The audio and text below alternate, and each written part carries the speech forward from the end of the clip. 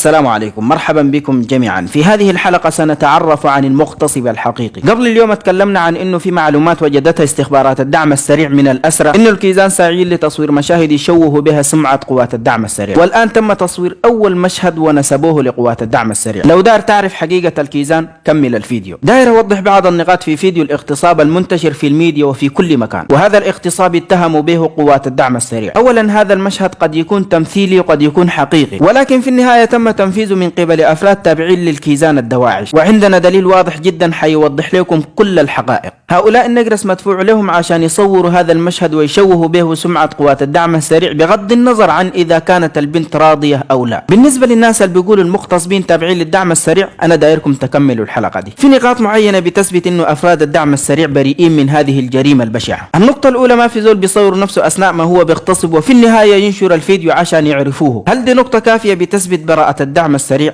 أكيد لا. هذا المقطع تم تصويره بطريقة غير احترافية. ظهروا في المقطع نفرين وهم كانوا فاكرين نفسهم متواجدين خلف الكاميرا. أولا خلونا نعرض ظهور الشخص الأول اللي هو لابس زي عسكري أسود. هل فهمت حاجة؟ أنا عارفك ما فهمت، فعشان كده خلونا نرجع للمقطع ثاني وبسرعة بطيئة عشان تعرف الحاصل.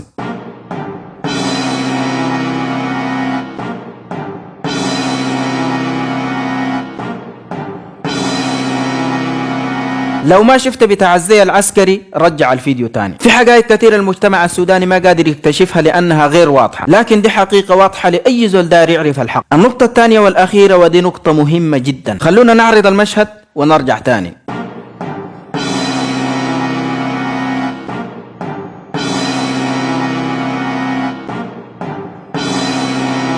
الزول اللي بيصور كراعه ظهرت في الفيديو واضحة جدا وهو لابس منطلون مشرط من ركبته، وما في زول من أفراد الدعم السريع بيلبس منطلون بتاع نقرس. دير كلهم جنود كيزاني ومشكلين بنقرس عشان يفسدوا في المجتمع السوداني، وفي النهاية بينسبوا الفساد لجهة تانية عشان يشوهوا سمعتها. ومن هنا أنا بناشد قوات الدعم السريع إنها تلاحق المجرمين ديل وتقبض عليهم. وده ما آخر مشهد حيصوروه الكيزان لانتهاك حقوق المرأة المسلمة السودانية. حيتم تصوير مشاهد كثيرة جدا بالطريقة دي، ولكن ستظهر الحقيقة مهما طال الزمن، ونحن لكم بالمرصاد لاكتشاف كل إشاعاتكم الباطلة. ودي نهاية حلقتنا. ما تنسوا متابعة الصفحة والاشتراك في القناة عشان يحصلكم كل جديد، وما تنسوا دايما خليكم تكله.